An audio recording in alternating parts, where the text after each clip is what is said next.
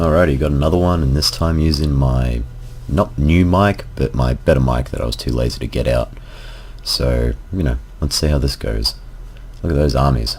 This was fun, especially on a map like this. It's just frustrating with those hills. Anyway, I got a Skaven slave spears all in the front. I'm gonna just try and use them to wear down, well, not really wear down, but just absorb the initial shock so that, Warp Lightning Cannon here can do its thing. Clan Rats with shields and Storm Vermin. Bit of a different build I went with this one. Warlord on foot brought the Shield of Distraction and World's Edge armor. Warlock Engineer, he's only got Death Frenzy and the Warpstone armor. And I've got the Plague Priest on his Plague Sensor. No, Plague Furnace. There we go. That's what it's called. And he's got a Pestilent Breath built in, which isn't like a drag sort of target thing. It just happens in front of him. It's kind of crap, but I don't know. Sometimes it can be useful. And Vermintide is all I've got on him. Got Plague Monks. They're pretty much a necessity when you're fighting against undead creatures. And Clan Rat Spears just in the back here. Now, as for my opponent, I saw these guys pretty early on, the Dire Pack. I saw them running around, and when I first started the match, all I could see was this Vargulf. I couldn't even see this Vargulf over here.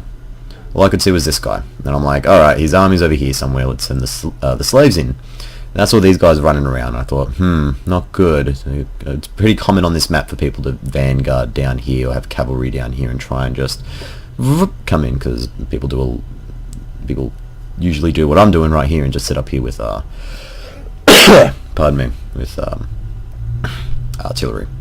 Anyway, so he's got a Vargulf on this side, the Feasters in the Dusk over here. Now they have Stalk, and they're becoming quite popular, I think, for that reason, being able to get around the flanks and take out artillery and all that good stuff. Double Vargulf again, saw this guy, so I knew that was coming, but I didn't see this guy for a long time, and when I saw it I was like, you gotta be kidding me, because I thought this flank would just be safe, Entire front line of completely fully golden chevroned skeleton warriors, as well as the Königstein Stalkers, which do poison and have better stats, obviously. Graveguard in the back, along with the Sternsman, and we have wasting Warp Lightning Fire, why not? Vlad von Karstein, who until recently I just found out was actually a Nehekaran, that's why he's got a funny accent. Anyway, what's he got? He's got obviously the Hunger, Blood Drinker, Invocation of Nehek, Raise Dead, Arcane Conduit, and the Master of Beguilement. So he's come ready to fight. Such a cool model. Anyway, let's play. So we're just gonna send these guys in, and just bit by bit coming forward, getting ready to just die. Look at all these skeletons. They're so scary. Wow. Skeletons everywhere. God damn. I'm trying to focus my Warp Lightning Fire on this Vlad von Karstein, because I'm thinking I don't want to be targeting this Vargulf just yet. I might end up having some pathing issues and line of sight issues, but soon enough I realised, this is wasting my time just emptying volleys into Vlad over here, because he's no large target. Anything that does hit him like that's just a graze, and he just heals it up. He's so tanky. But yeah, the Skaven slaves are starting to go down. Obviously these guys are still hidden, so I hadn't seen them yet, nor this Vargulf. He sits there for quite some time. But I knew the whole time that this Dire Pack was out here, so I brought people forward, brought people back, just getting prepared for the worst case scenario. Pardon me. So you see my Warp Lightning Cannons turned around, my slaves are regrouping, so I'm like, alright, they've got some sort of anti-large, let's just waste them on this Vargulf, try and keep him in, keep him busy so that I can get a few volleys off. Meanwhile these guys are just coming back in to be griefers. Yeah, still haven't moved my army. I'm just waiting for the right time to get in there, because, you know, I've talked about it before. Mortis engine effects on the sides, collapse flanks, keep a strong center, you know, use spells, etc. Could work, might work, we'll see. Die pack came in, little faint attack, decided to come back when they saw the wind globadiers and the clan rats coming forward. My opponent's decided now he's not going to sit there, he's going to push forward. Obviously I'm going to sit here for most of the game, but yeah, trying to wear down the Vargulf. Has this one started moving yet? Ooh, he's running around. Maybe he's trying to come through this little gap here, I don't know. But it's time for my army to move forward, and let's watch this. On the desert sands of Araby. Whoa. Not a bad little clash. See Vlad just walking towards the battle like, yeah, I'll get there. My guy's alright. Vermintide coming forward just to bulk up the numbers, and you saw just then that was me trying to aim that pestilent breath, and it's just horrible.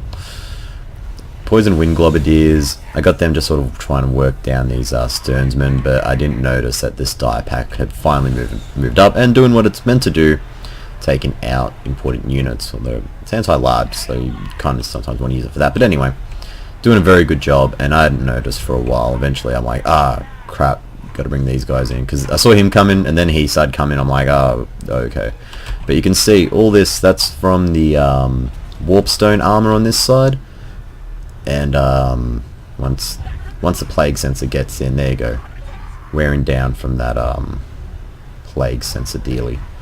Unfortunately, it's not quite as constant like the Warlock Engineers is, because he's constantly in melee, whereas this guy just, you know, pushes once, you know, and then applies the effect for a couple seconds. So it's not like what it used to be.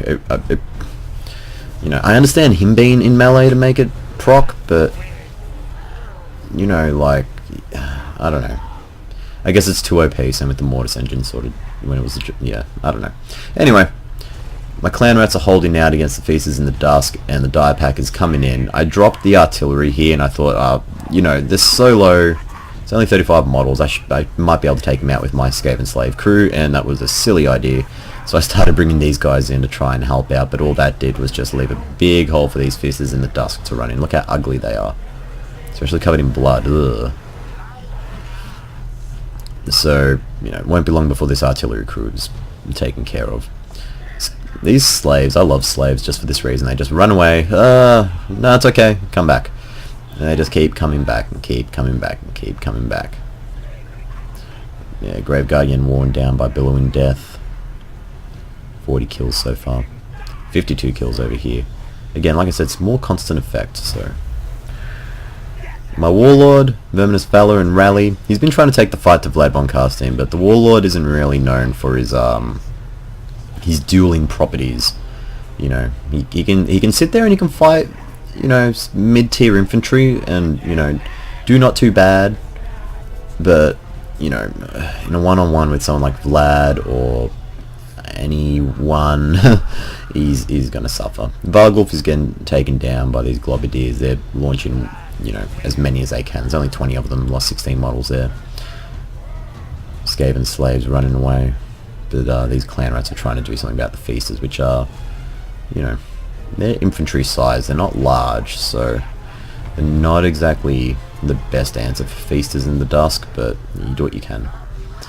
Anyway, as the whole point of this double Mortis engine effect is, you know, I've been overcast in the frenzy in the center here to make that formation collapse, and you can see like they're weakening and they're broken and crumbled and they're just dying. So, you know, the only real problems I have at this point is Vlad and the two Vargulfs. Most of these Grave Guards and Skeleton Warriors, they will die pretty quickly merely to my hero units here, just taking them on. Yeah, he's got a bonus versus infantry. How much?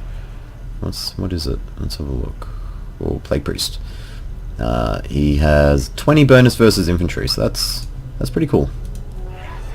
think the Gracie on a Screaming Bell has 20 or 21. I don't know.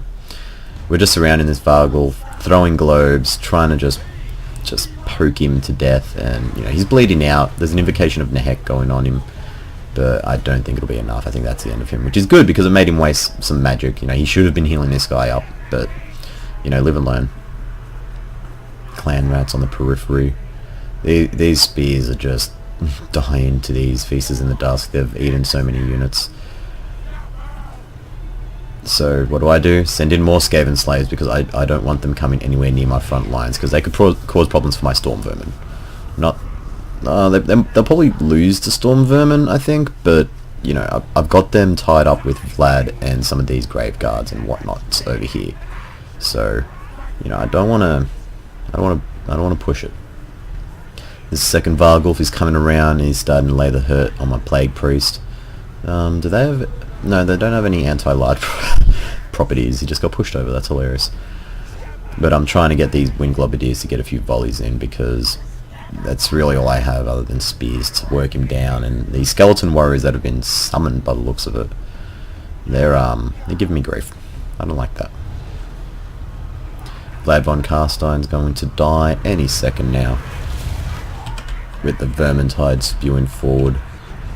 Who gets the kill? Ooh, he's just getting run over.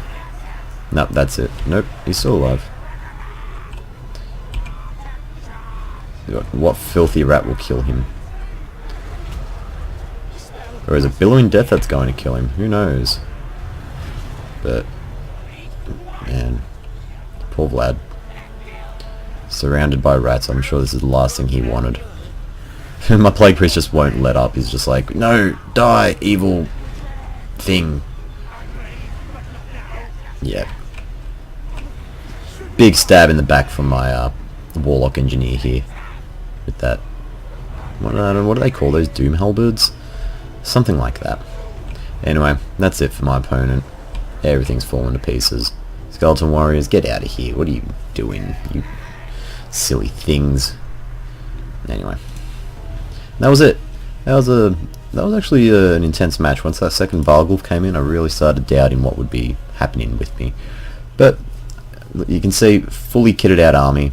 Everyone did their part, got some decent kills. Because you know he's not using any spells like the Plague Priest. I might have killed a few people with his Pestilent Breath, but just summons and just buffing my units. Skaven slaves did their thing, just kept coming back, being a nuisance. They did what they did in the back line, you know. Clan Rats surprisingly did pretty well against them, but it's only skeletons, but then again, it's, you know, rank 9, the hell. A lot of people are using chevrons these days like that, like, you know, you used to see maybe, you know, 2 chevrons on a few people, but a lot of people are bringing weak units and buffing them up heaps, so interesting tactic. Plague Monks did their thing, and the Storm Vermin, as always, they're so good, you know. I don't know, so many people used to crap on them saying, oh, Storm Vermin Sword and Shield aren't that good, and it's like, nah, you just don't know how to use them. Wind Globadiers could have been a lot more useful, but they did their part, and same with the Warp Lightning Cannon, so, you know, I hope you guys enjoyed that one. I know I did.